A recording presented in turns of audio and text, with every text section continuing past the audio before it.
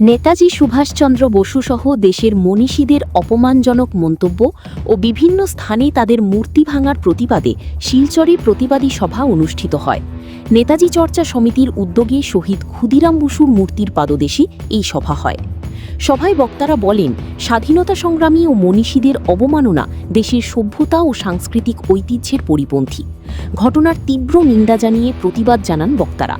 সভায় অধ্যাপক ডক্টর তপোধীর ভট্টাচার্য, হরিদাস দত্ত, শিহাবুদ্দিন আহমেদ, সুব্রতচন্দ্র নাথ সহ বিশিষ্ট ব্যক্তিরা উপস্থিত ছিলেন।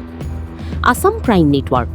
এই মঞ্চ যেহেতু সেই ঘটনার প্রেক্ষিতে, তাই আমরা তার পরবর্তী আরও প্রতিবাদী কর্মসূচি সে ব্যাপারে যেমন নেওয়া যায় তা আহ্বান জানাচ্ছি। শিলংয়ের ঘটনা খুবই দুঃখজনক। শিলং কিন্তু এই কিছুদিন আগেও তো স্বামীজি 1901 সালের এপ্রিলে এসেছিলেন এবং সেখানেই তার শেষ বক্তৃতা দিয়েছিলেন জীবনের।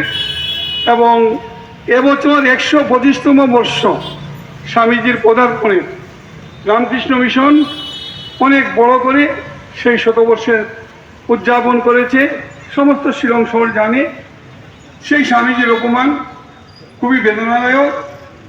তার চেয়ে আশ্চর্যের কথা হলো যে নেতাজির জন্য, নেতাজি কিন্তু শিলংয়ে 5বার এসেছেন।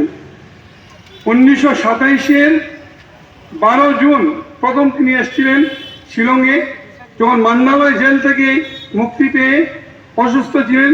দীর্ঘ 2 বছর 8 মাস মান্দালয়, ইনসিন এবং রেঙ্গুন জেল থেকে এসে তিনি ডক্টর বিধানচন্দ্র রায়ের পরামর্শে শিলং এসেছিলেন স্বাস্থ্য উদ্ধারের জন্য। সেই যাত্রায় তিনি দুবারে মিলে স্বাস্থ্য উদ্ধার করে ক্যান্সার লজে ছিলেন।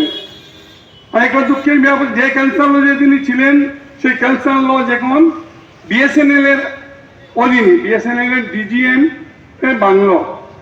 এবছর আমরা 12 জুন নেতাজির 100তম পদার্পণের জন্য একটা ছোট্ট অনুষ্ঠান সেই বাংলাতে করতে চেয়েছিলাম, কিন্তু কর্তৃপক্ষ, এমনকি ডিজিএম বলেছে যে এখানে যে এই ভবনের নাম ক্যান্সার লজ ছিল এমন রেকর্ডই আমাদের নিয়ে। তাই একটা ধারাবাহিক যে বিদ্বেষ এবং কেএসইউ, কাশী স্টুডেন্টস ইউনিয়ন তাদের জন্মলগ্ন থেকেই অকাশীদের, বিশেষ করে বাঙালিদের অত্যাচার করে আসছে।